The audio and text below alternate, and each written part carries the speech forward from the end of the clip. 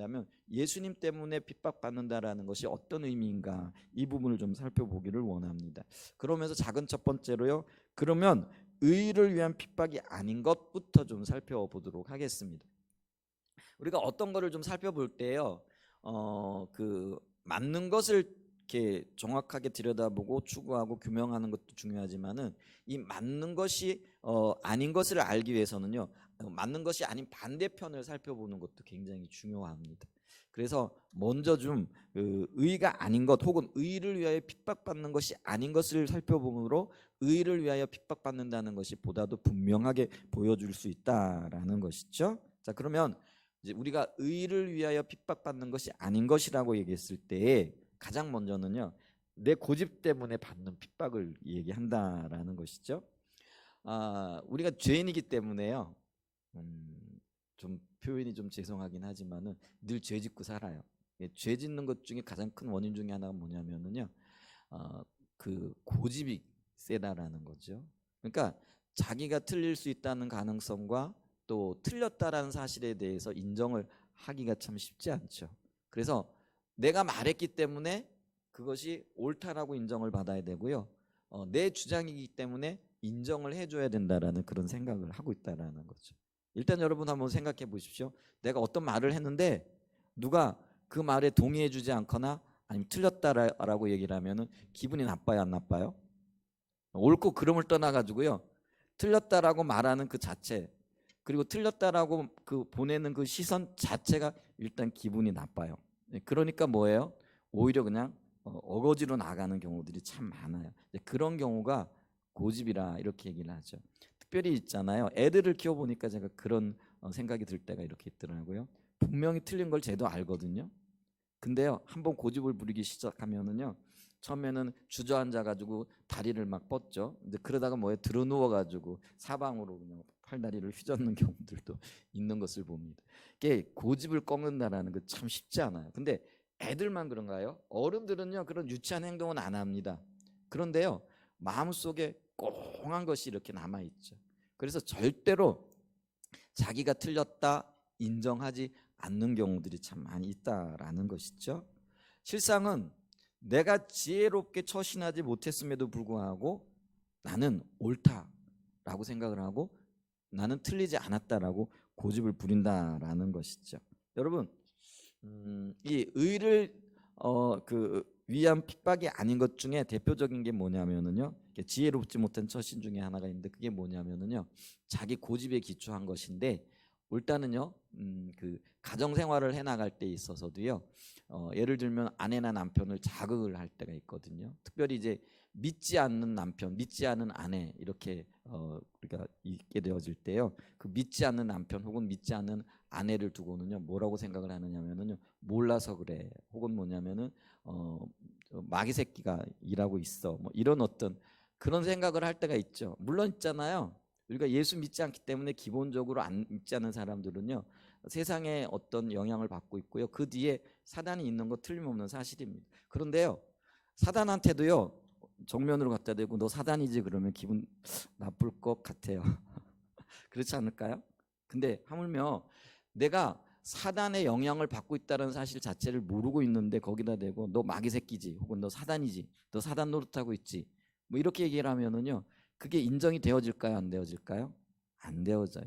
그렇기 때문에요, 우리가 어떤 행동을 할 때, 말을 할 때는요, 굉장히 지혜로워야 할 필요가 있어요. 그래서 예수님께서도 뭐라고 말씀하세요?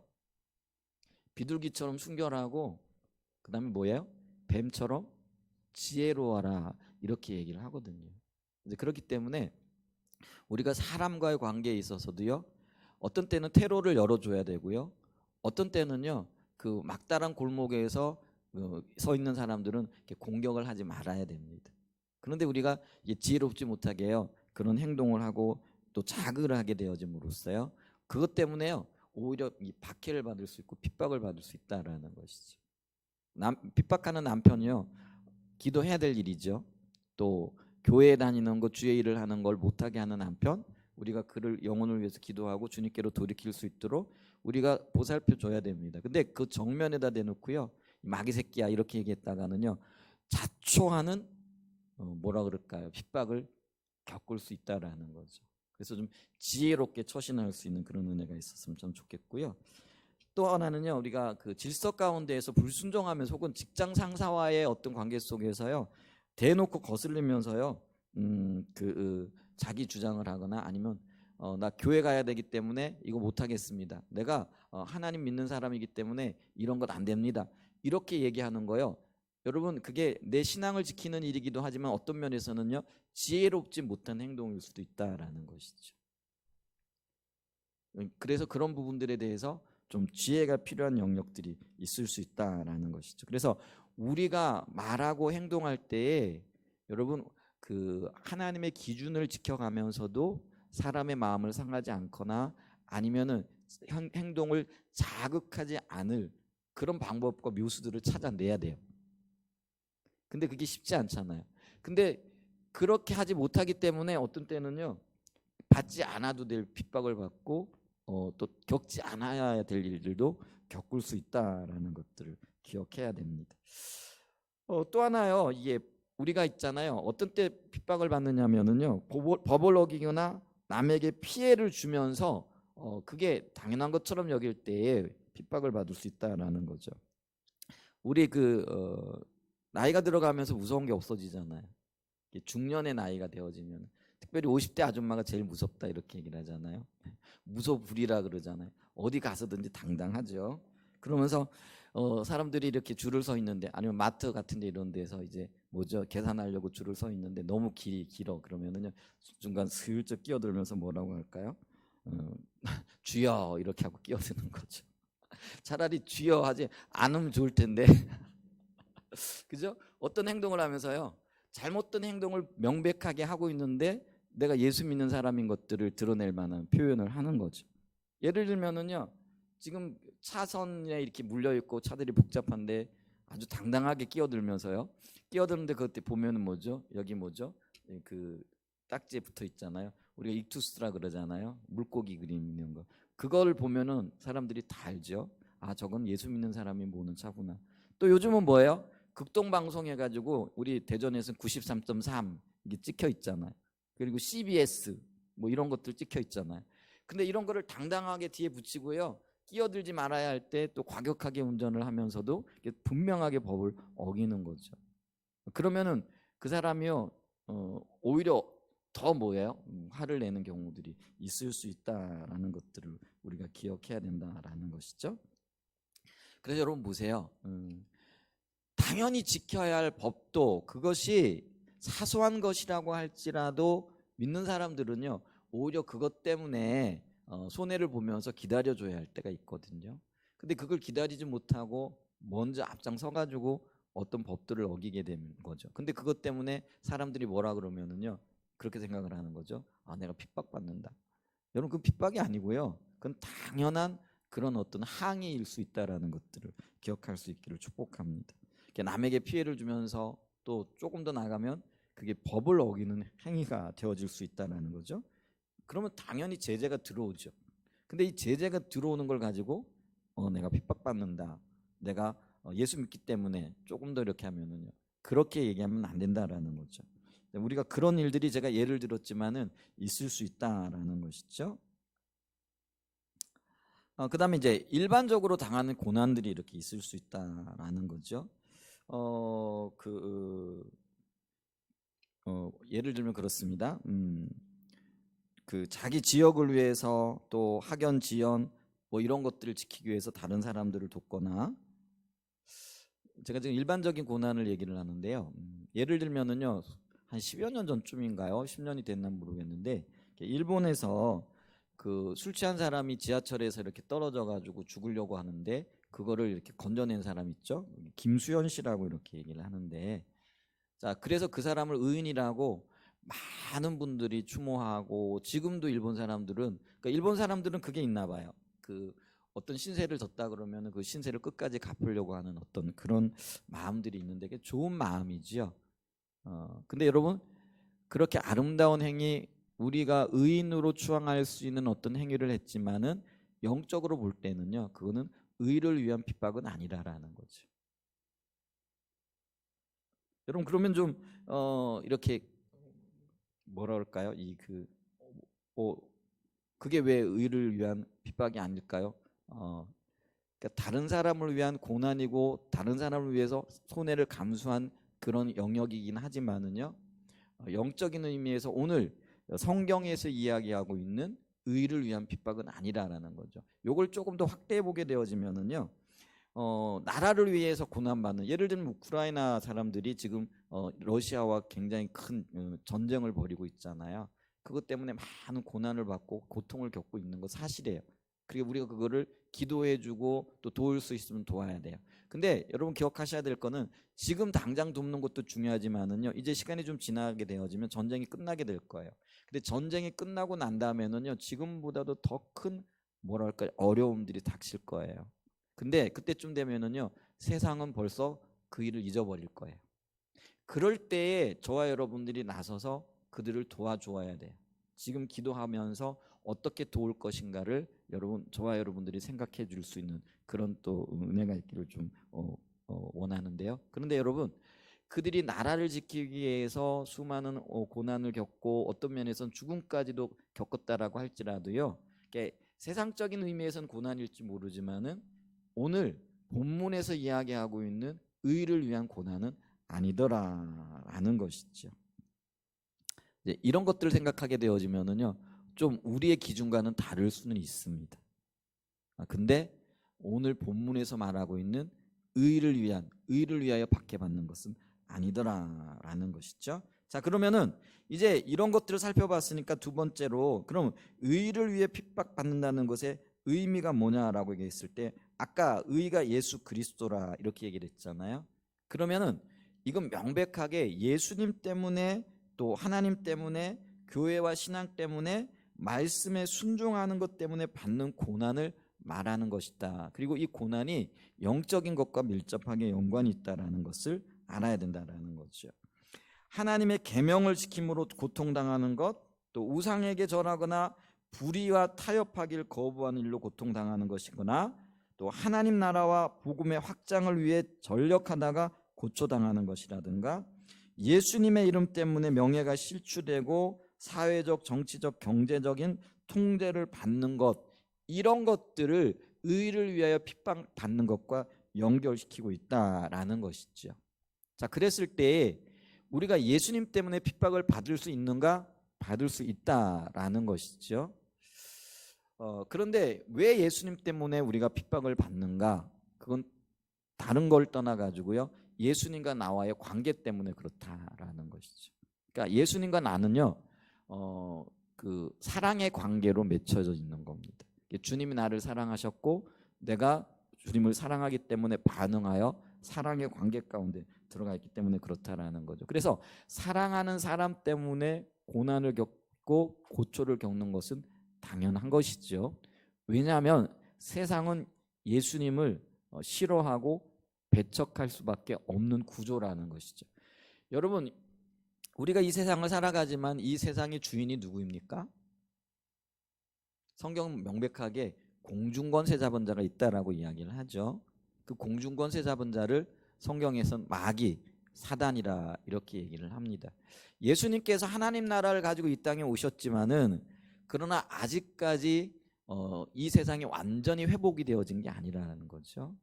그래서 이 세상의 주인, 또 주인 역할을 하고, 또 하나님께서 일시적으로 이 마귀에게 세상의 주인으로서의 어떤 권리를 주장하도록 허락하셨다라는 것이죠. 그렇기 때문에 이 세상의 주인이 마귀인데, 하나님의 아들이신 예수님이 이 땅에 하나님 나라를 가지고 왔다라는 거죠. 그러니 마귀가 당연히 예수님을 싫어할 수밖에 없죠. 그런데 예수님과 우리가 사랑의 관계로 얽혀 있다라는 것이죠. 그러니 예수님을 사랑하는 우리를 볼 때 마귀의 입장에서 보면은요, 미울까요, 안 미울까요? 당연히 미운 털이 박힌 존재죠. 그러니까 예수님을 사랑하는 저와 여러분들에게 사단이 방해를 하게 되고 고난을 가져다 주고, 그리고 박해를 할 수밖에 없다라는 것이죠. 그런데 우리가 이때 기억해야 할 게 있는데, 그게 뭐냐면은요, 사랑하는 사람을 위하여 당하는 어려움이, 그것이 어려움이 아니고 기쁨이듯이, 오늘 우리가 예수님 때문에 당하는 고난이요, 기쁨이고 오히려 우리에게는요 복이 되어져야 된다는 사실입니다. 아멘. 그리고 그것을 인식하는 것이 굉장히 중요하다라는 것이죠. 그런데 그런 고난과 박해를 감수하고라서라도 예수님을 위해 살고자 하는 것, 이런 마음의 자세와 태도를 가지고 나가게 되어질 때 우리에게 어떤 면에서는요 박해와 고난은요 그게 당연한 것이라는 것을 인식할 수 있는 은혜가 있길 축복합니다. 다시 한번 여쭤볼게요. 박해와 고난이요 이게요 우리에게 당연한 어쩌면 숙명과도 같은 것이라는 것을 기억해야 된다라는 거죠. 왜? 우리와 주님의 관계가 사랑의 관계로 얽혀 있기 때문에 그렇다라는 것이죠. 그래서 디모데후서 3장 12절에 보면은요 무릇 그리스도 예수 안에서 경건하게 살고자 하는 자는 박해를 받으리라 이렇게 얘기를 해요. 당연하게 지금 이야기를 하고 있다라는 것이죠. 요한복음 17장 14절에 보면은요 내가 아버지의 말씀을 그들에게 주었사오매 세상이 그들을 미워하였사오니 이는 내가 세상에 속하지 아니한 같이 그들도 세상에 속하지 아니함으로 인함이니이다. 예수님의 기도 가운데 지금 이게 나오는 내용이잖아요. 내가 아버지의 말씀을 그들에게 주었사오매, 그들이 누굽니까? 저와 여러분들을 이야기를 하죠. 저와 여러분들 가운데 하나님의 기준이 있고 그 기준 가운데 하나님의 생명이 있다라는 거예요. 근데 이 하나님의 생명이 우리에게 있는데 근데 세상이 누굽니까? 사단을 얘기하죠. 그 사단이 저와 여러분들을 미워하였다라는 거죠. 근데 그 미워하는 이유가 뭐라는 거예요? 예수님이 세상에 속하지 아니한 것처럼 예수님을 사랑하는 저와 여러분들은 세상에 속해 있지만 세상에 속한 자들이 아니라라는 것이죠. 그래서 사도 바울은요 뭐라고 얘기를 하느냐면요 너희들의 시민권이 어디에 있다라는 거예요? 이 땅에 있지 않다라는 거예요. 우리의 명백한 가야 할 곳, 속해 있는 곳은 저 하늘이라는 거예요. 하늘나라라는 거예요. 하나님의 통치 가운데 거한다라는 거예요. 그렇기 때문에 저와 여러분들은요 세상에 살아가고 있지만 결코 세상에 속한 자들이 아니에요.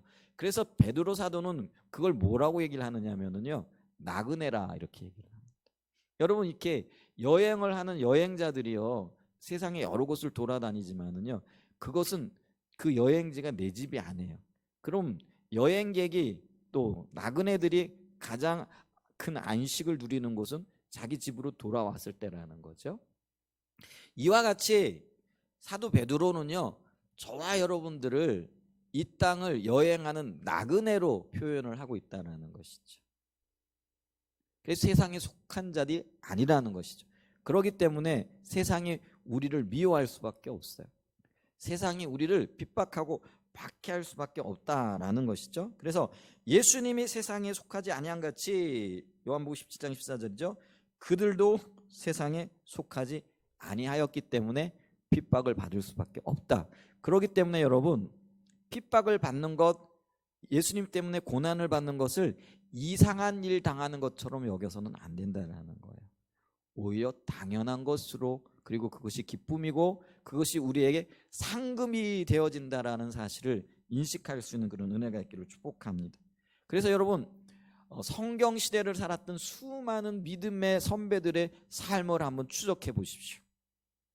모세가 그렇고 다윗이 그렇고 엘리야가 그렇고 예레미야가 그렇고 베드로 바울 등 어느 한 사람도 이들이요 주님 때문에 겪는 고난을 이상하게 여기지 아니고요 오히려 적극적으로 그 고난을 수용하고 그 고난을 주님과 함께 헤쳐나갔더라라는 것이죠. 아멘. 오늘 저와 여러분들에게 이 고난을 대하는 자세 또 고난을 바라보는 우리의 시선이 바뀌어질 수 있는 은혜가 있기를 축복합니다. 그래서 우리가 큰 두 번째로 그럼 이 박해의 역사들을 좀 보면은요 성경 시대뿐만 아니라요 성경 이후의 시대 신약 시대 이후 오늘날 시대에도요 수많은 예수 믿는 사람들 예수님 때문에 박해 역사가 있었던 것을 봅니다. 특별히 초대교회 때요 복음이 전해질 그때가 로마 시대였거든요. 역사적으로 가장 강력한 제국을 이루었던 그 로마는요 하나 그 뭐라 그럴까 천명하는 것이 있었는데 그게 뭐냐면은요 황제가 신이라라는 그런 생각을 가지고 있었고 황제 숭배 사상을 가지고 있었다라는 것이죠. 근데 기독교인들이 등장하면서 가장 먼저 한 게 뭐냐면은 오직 신은 하나님 한 분밖에 없다라는 거예요. 그리고 예수 그리스도가 우리의 퀴리오스라는 거예요. 주라는 거죠. 그러니까 이런 신앙 고백을 하게 되어지니까 당연히 로마 황제를 인간으로 취급을 하고요. 그들에게 절하지 않는 그런 일들이 벌어지는 거죠. 그러니까 이런 어떤 독특한 그런 어떤 신앙들이요, 로마 사람들에게나 로마 지배자들에게는요, 엄청난 부담이 되어졌던 거죠. 그래서 이 초기 기독교 믿음의 사람들이 엄청난 박해를 받는데 그 로마의 황제들 중에 특별히 10명의 황제들이 엄청난 박해를 합니다. 그 중에 대표적인 사람이 여러분 네로라고 이렇게 들어보셨죠? 이 네로 황제가요, 기독교 첫 번째 박해자로 이렇게 등장을 하게 되어지는데 62년인가요? 3년에 로마에 큰 화재가 일어납니다. 그런데 이 화재가 일어난 원인을 네로가요, 정치적인 부담이 되어지니까 기독교인들이 고의로 불을 질렀다라고 소문을 퍼뜨리고요. 그걸 핑계 삼아 가지고요, 모든 그리스도인들을 박해하기 시작하는데 그게 몇 년간 이어집니다. 근데 어느 정도로 그들이 이렇게 박해를 했느냐면은요, 예수 믿는 사람들을요, 어둠을 밝히는 횃불로, 인간 횃불로, 여러분 이게 상상이 되어지세요? 사람을 죽이는데요, 어떻게 죽이느냐면은요, 사람을 잡아가지고 어둠을 밝히는, 우리가 횃불을 이렇게 들 때 우리가 저기 그 사극이나 이런 데 보면은 기름을 뭉쳐가지고 횃불 들고 다니잖아요. 근데 그 횃불을 사람의 시체, 그러니까 기독교인들의 몸을 사용했다라는 거죠. 교회는 흩어지고요, 교회 식구들이 가지고 있었던 그 모든 재산은 몰수되어졌고요, 또 예수 믿는다라는 그것 때문에 수많은 사람들이 사자밥이 되어졌고요, 또 있잖아요, 그 사람을 양 가죽을 뒤집어 씌워가지고요, 늑대들을 갖다 풀어놓는 거죠. 그럼 이 늑대들이요, 사람이 양인 줄 알고요, 갈갈이 찢어놓는. 그리고 그걸 원형 경기장에서요, 수많은 로마 사람들이 그걸 보고 박수를 치고 즐기는 그런 일들이 있었던 것들을 이렇게 보죠. 이런 끔찍한 일들이요, 로마 교회사에 보게 되어지면은 나타나 있는 것들 이렇게 보죠. 자, 그 로마 시대의 박해를 이렇게 말하고 있는 역사적인 기록이 이렇게 있는데요. 제가 한번 읽어드릴게요. 좀 한번 들어보시기 바랍니다. 그리스도인들은 자기 나라에 살지만 그냥 체류자들처럼 산다. 나그네처럼 살았다. 그런 의미죠. 남들과 똑같이 시민으로서의 의무를 분담하면서도 체류자들이 겪는 상황을 고스란히 참아낸다. 육체를 입고 살지만 육체를 따라 살지 않는다. 지상에서 세월을 보내지만 천상의 시민들이다. 그리스도인들은 규정된 법을 준수하는 동시에 법을 능가하는 생활을 한다. 모든 사람을 사랑하고 모든 사람에게 박해를 받는다. 제대로 알려지지 않은 채 비난을 받는다. 그들은 죽임을 당하지만 그럼에도 산다. 가난하지만 많은 사람을 부욕해 만든다. 모든 것이 부족하지만 매사에 넉넉히 지낸다. 불명예를 당하지만 그런 상황에서도 칭송을 받는다. 욕을 먹어도 복을 빈다. 모욕을 당해도 정중한 태도로 갚는다. 선을 행하면서 행악자로서 처벌을 받는다. 처벌을 받을 때도 기쁨을 잃지 않는다. 하지만 그리스도인들을 미워하는 사람들은 그렇게 미워하는 이유를 말하지 못한다. 또 2세기에 활동한 순교자 유스티누스라는 분이 계신데요, 그분은 이런 기록을 남겼습니다. 우리는 원수를 위해 기도한다. 부당하게 우리를 미워하는 사람들에게 그리스도의 아름다운 율례를 따라 살도록, 그래서 그들도 만유의 주제이신 하나님께 우리와 동일한 복된 소망을 누리는 자들이 되도록 설득한다. 이런 기록을 남겨줬던 것을 이렇게 봅니다. 여러분, 로마 시대의 박해가 한 250년 이상 지속이 되어졌어요. 네로 황제가 64년에 박해를 시작했는데 마지막 박해가 언제까지 있었냐면요, 311년, 그러니까 로마 열 번째 황제였던 그 디오클레티안 갈레리오스라는 황제에 이르기까지 극심한 박해가 이어졌는데요. 그게 311년입니다. 근데 이 311년이면은요, 콘스탄틴 대제에 의해 가지고 밀라노 칙령이 내리고 밀라노 칙령에 의하면은 기독교가 로마의 공식적인 종교로 넘어가는 역사적인 사건이 있게 되어집니다. 그게 313년의 일이죠. 근데 그 313년에 이런 일이 일어나기 전까지 불과 2년 전까지 311년까지 로마의 10대 그 박해 사건이라고 하는, 그리고 이 마지막 사건을 가장 치열했고 큰 박해였다라고 이야기를 하는데 그게 311년에 끝나게 되어졌다라는 것이죠. 수많은 박해들, 수많은 어려움들, 수많은 고난들이 무려 250년 이상이 로마 땅에서 자행되어졌고 로마가 로마가 다스리고 있었던 모든 영토 내에서 이런 일들이 일어나고 있었다라는 것이죠. 근데 이때 성도들이요 어떤 반응을 보였느냐면요, 사람이 한 번 죽는 것이 정한 이치죠.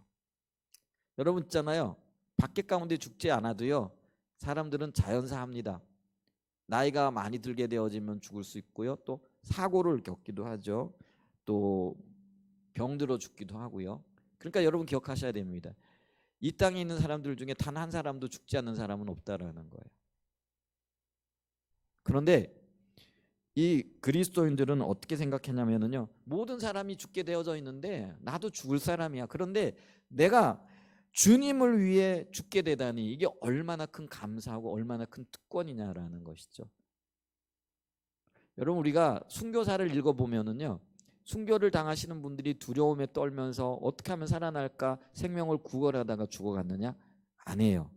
순교하시는 분들의 기록을 이렇게 읽어보면요 참 놀라워요. 어떻게 그럴 수 있을까 싶을 정도인데 아마 그때 저는 이런 생각을 해봐요. 하나님이 특별한 은혜로 하나님께서 함께 하시지 않았는가. 대표적인 경우가 스데반 집사님이잖아요. 성경에도 보면 스데반 집사님이 돌에 맞아 죽을 때에 오히려 그들을 위하여 축복하며 그들을 위하여 기도해 줍니다. 뭐라고 기도해요? 하나님, 저들이 지금 어떤 일을 행하고 있는지 알지 못합니다. 저들의 죄를 용서해 주세요. 그러면서 그의 죽음이요 오히려 장엄하고 거룩할 정도로 비춰지는 거예요. 그러니까 사도 바울이 그때는 사울이었죠. 그 죽음을 어떤 면에서는요 증거하는 증인이었잖아요. 근데 이 사울이요 스데반의 죽음을 보면서 적지 않은 충격을 받았을 거라는 거죠. 그러니까 일반 사람들과의 죽음과 전혀 다른 형태를 띠고 있었다라는 것이죠. 근데 순교사를 읽어보면은요 많은 순교자들이요 마치 하늘 문이 열리고 하나님의 영광으로 임하는 것을 보는 듯한 황홀함과 즐거움으로 그 죽음을 맞이했다라는 기록들이 남아져 있다라는 거예요. 그러니까 이 죽음의 순간에, 순교의 순간에요 하나님이 우리는 보지 못하는 하늘 문을 여시고 그들의 영안을 열어주셔서 그 죽음이 얼마나 하나님 앞에 기쁘고 하나님의 영광을 받으시고 하나님께서 어떤 면에서는요 귀하게 여기시는 죽음이었던가, 이걸 우리가 알 수 있는데요. 그런데요 이들이 이런 죽음을 고백할 때 한 번은 다 죽는다, 정한 이치죠. 저와 여러분들도요 한 번은 죽습니다. 그거를 기억하는 것이 인생의 지혜입니다. 그리고 그것을 기억할 때 우리는요 영원한 생명을 가지신 하나님을 바라보게 되어지고 하나님께 초점을 맞추게 되어지는 겁니다. 그것이 우리의 믿음이 되어지고 우리의 고백이 되어지고 그래서 겸손함이 되어지는 겁니다. 그 겸손함의 자리에 서실 수 있는 은혜가 있기를 축복합니다.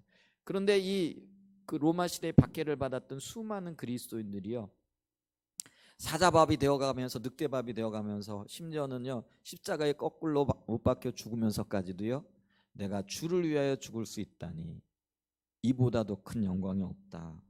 주님을 위해 죽게 하시니 감사합니다. 오히려 기뻐하며 순교의 제물이 되었고요. 그리고 이 피가요 로마 전체를 뒤엎게 되어지는 거예요. 여러분 교회와 유명한 이야기가 있어요. 교회와 하나님의 나라는요 순교자의 피를 먹고 자라고 확장되어진다라는 이야기가 있어요. 여러분 이 순교가요 꼭 죽는 것만을 예전에는 이제 어떤 죽는 걸 얘기를 했어요. 지금은요 죽지 않고 어떤 면에서는 순교하는 분이 있죠. 예를 들면 안희숙 여사 같은 경우, 그분을요 산 순교자 이렇게 얘기를 합니다. 살아 있으면서도요 자기를 부인하고 자기의 영광을 내려놓고 하나님의 영광을 드러낸, 그러니까 오늘날 대한민국에서 예수 믿는다고 죽이지는 않아요. 그런데 엄연히 순교의 자리에 순교의 삶, 순교의 그런 믿음을 가지고 살아가는 분들이 있더라는 거예요.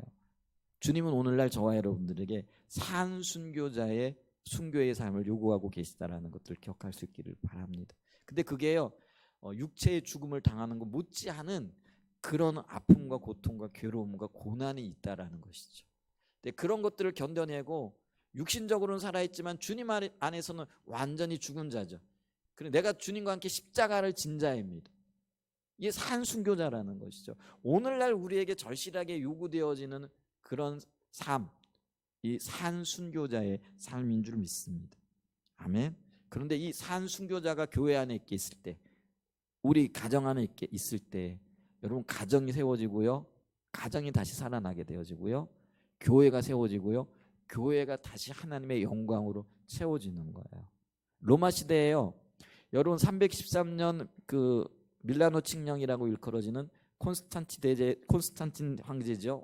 그 황제에 의해 가지고 로마의 영적인 분위기가 완전히 바뀌게 되어졌을 때요, 그게요 기적 중에 기적이었다라고 이렇게 얘기를 합니다.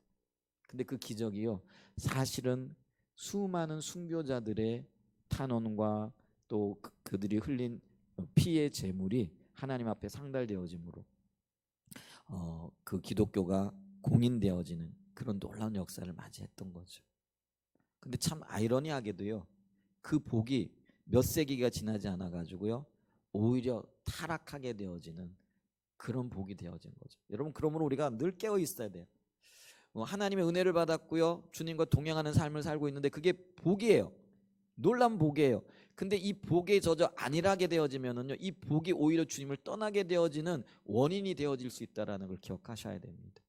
그래서 많은 교회학자들이요, 이 콘스탄틴 대제의 밀라노 칙령으로 인하여 기독교가 공인되어지고 세계 종교가 되어지는 놀라운 은혜를 누렸지만은요, 근데 머지않아 기독교가요 극심하게 타락하게 되어지는 한 기점이 되어지기도 했다라고 평가를 하고 있다는 것을 기억해야 됩니다. 그러므로 여러분, 양날의 칼과 같아요. 여러분 있잖아요, 칼이 의사의 손에 들려지면은 환자를 살리는 그런 수술 칼이 되어진대잖아요. 근데 강도의 손에 들려지게 되어지면 사람을 죽이는 칼이 되어진대잖아요. 그러니까 주님이 우리에게 베풀어 주신 은혜, 주님과의 관계 속에서 누리고 있는 우리 이 복들이 우리가 어떻게 활용하고 어떻게 주님과의 관계 속에서 갖고 나가느냐에 따라서 더 큰 복이 되어지고 교회의 복이 되어지고 이 나라 이민족이 복이 되어지기도 하지만은요, 잘못하면은 그 받은 복이 오히려 나를 죽이고 가정을 죽이고 교회를 죽일 수 있는 원인이 되어질 수도 있다라는 것들을 기억할 수 있기를 축복합니다. 그러기 위해서 우리는 깨어 있어야 됩니다. 깨어 있어야 돼요. 근데 어쨌거나 로마의 이 놀라운 하나님의 은혜가 임하게 되어진 데는요, 박해를, 고난을, 심지어는 죽음까지도 주님을 위한 기쁨으로 여겼던 수많은 순교자들이 있었기 때문에 가능했다라는 것이죠. 근데 여러분,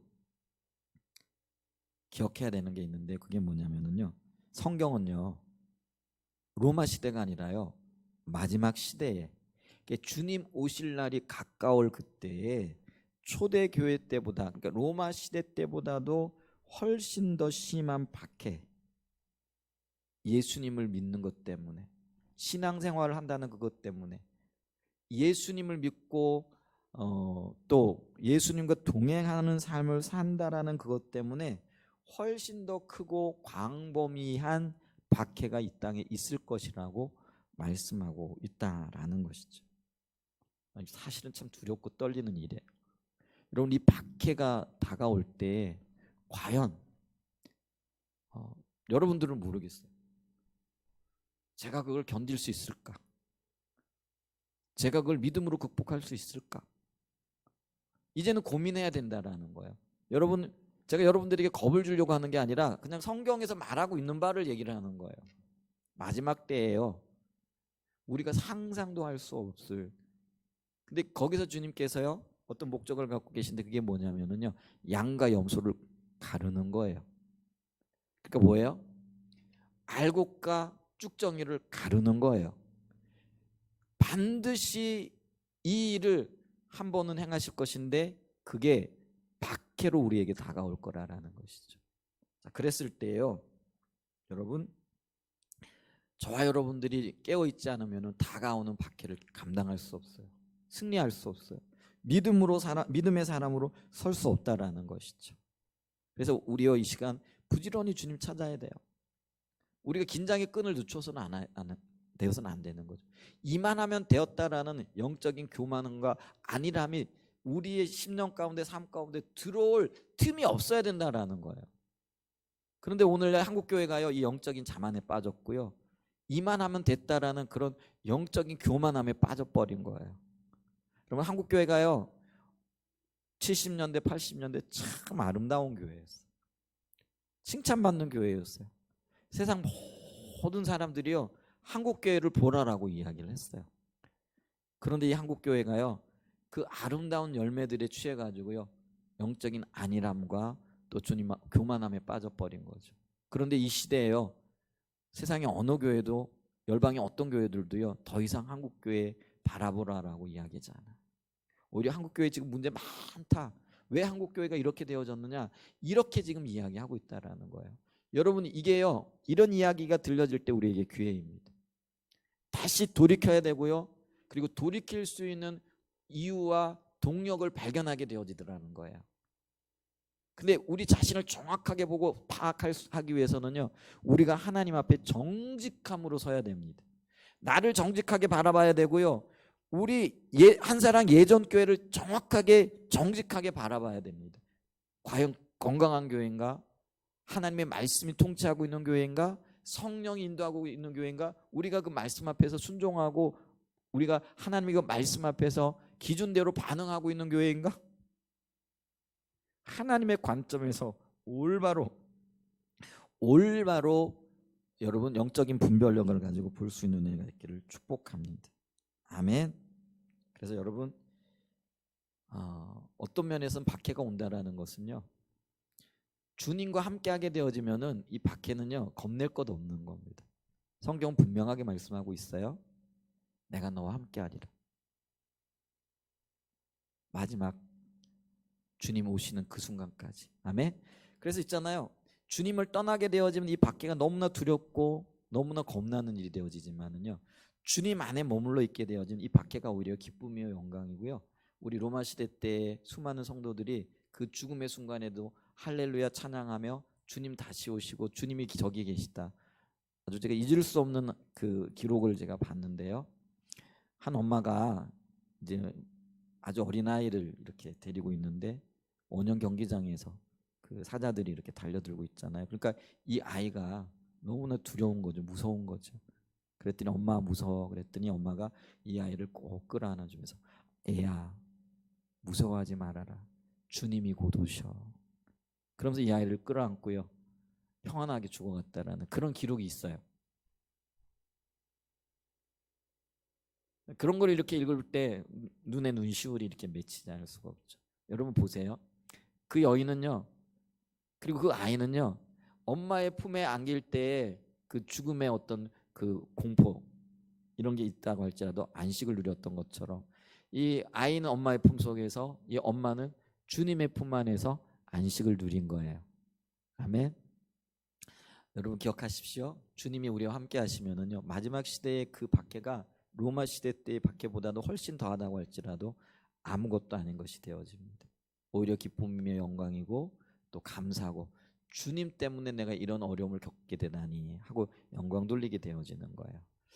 여러분 이렇게 되어지기 위해서는요 우리 신앙이 자라나야 됩니다. 제가 하나 잠깐 제 얘기를 하고 부끄러운 얘기도 하지만은 오늘 말씀을 맺도록 하겠습니다. 제가 포항에서 목회할 때요 좀 어려웠어요. 이제 그 바닷가에 있는 교회에 갔더니 처음에 한 7분 이렇게 있더라고요.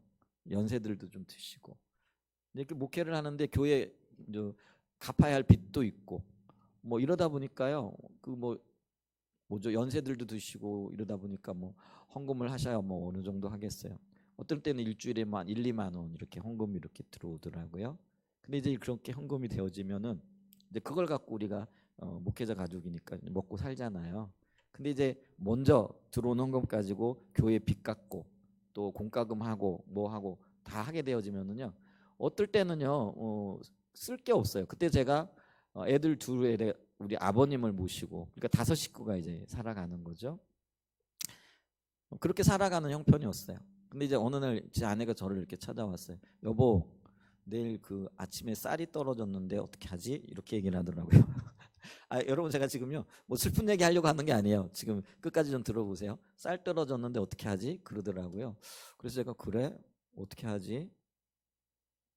근데 가장이잖아요. 뭐 아버님도 있고 애들 둘 있고, 아직 영원이가 굉장히 어릴 때였던 것 같아요.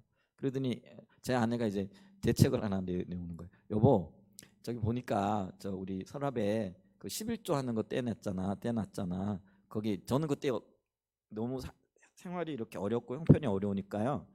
지금도 지금 그런 어떤 습관이 있는데, 이제 돈이 들어오면은요 무조건 11조를 떼가지고요 봉투에다 넣어놔요.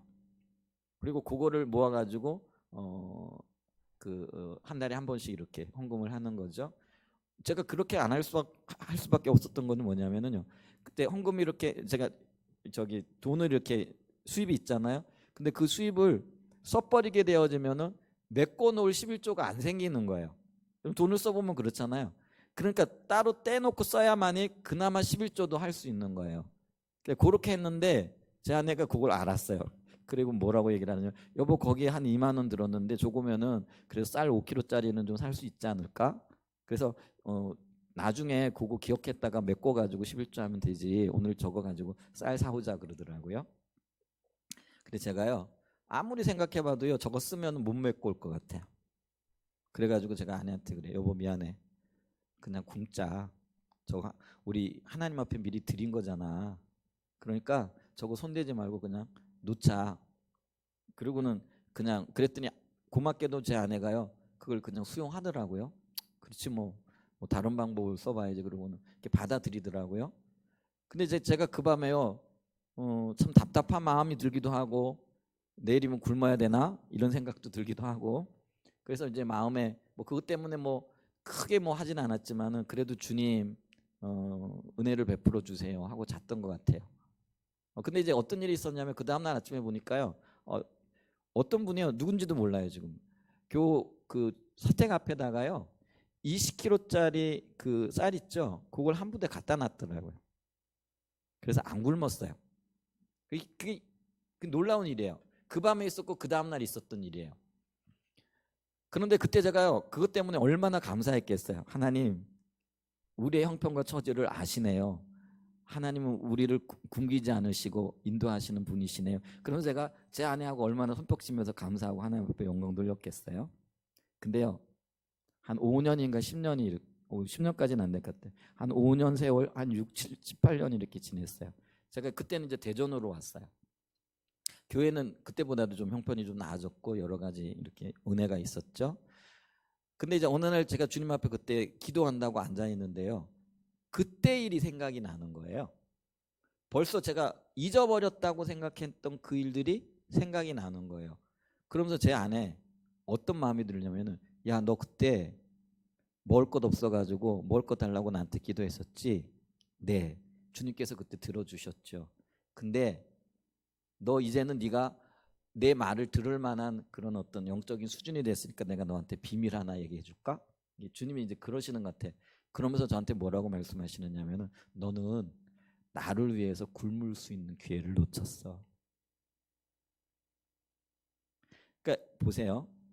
여러분 오해 없이 들으시길 바랍니다. 주님이 나를 굶기신다라는 그런 분이 아니에요. 근데 여러분 보세요. 내가 그때 믿음이 조금만 더 있었으면은요, 주를 위하여 굶을 수 있다라는 것이 그게 슬픔이 아니고요, 절박한 기도가 아니고요, 기쁨이었고요, 감격이었고요, 영광이었을 수 있었다라는 거예요. 그런데 그때는요, 제가 그때 막 목회를 시작하고 전도사였던 때인 것 같아요. 목사 안수를 곧 받았는지 모르겠는데 그거를 소화할 만한 믿음이 없었던 거예요. 그래서 굶으면은요 진짜 큰일 나는 거고, 하나님 나를 버리신 걸 생각했을 거고, 하나님 앞에 원망과 불평을 막 쏟아냈을 그 정도의 어떤 믿음밖에 안 됐던 거예요. 근데 목회를 하면서 하나님 여러 가지 일들을 겪으면서 내 믿음이 조금 자라난 거예요. 근데 자라나서 주님 앞에 주님과의 친밀함과 아버지의 마음을 알게 되어졌을 때에 제가 조금 성장해서 이렇게 보니까요, 그것이 어려움이 아니고 주님이 내게 베푸시는, 주님을 위하여 겪을 수 있는 최고의 어떤 뭐라 할까요? 그 은혜였고 내가 주님 앞에 반응할 수 있는 그런 어떤 믿음의 어떤 그런 열매들이었다라는 거죠. 제가요 그날요 정말 주님 앞에서 많이 울었습니다. 제가 그 기억이 나네요. 그래서 눈시울이 좀 뜨거워집니다. 먹을 것이 없어서 서러워서 울었다고요? 아니요. 여러분 보세요.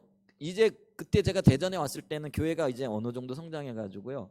다시는 제가요 앞으로도 그럴 것 같아요. 이 먹을 것 때문에 굶을 수 있는 기회, 주님을 위하여 굶을 수 있는 기회는 없어져 버린 거예요. 그때가요 내가 주님을 위해서 굶을 수 있는 최적의 때였던 거예요. 하나님 앞에 영광 돌리고 기뻐할 수 있는 가장 귀한 때였던 거예요. 그런데 저는요 그걸 감당할 믿음이 없었던 거예요.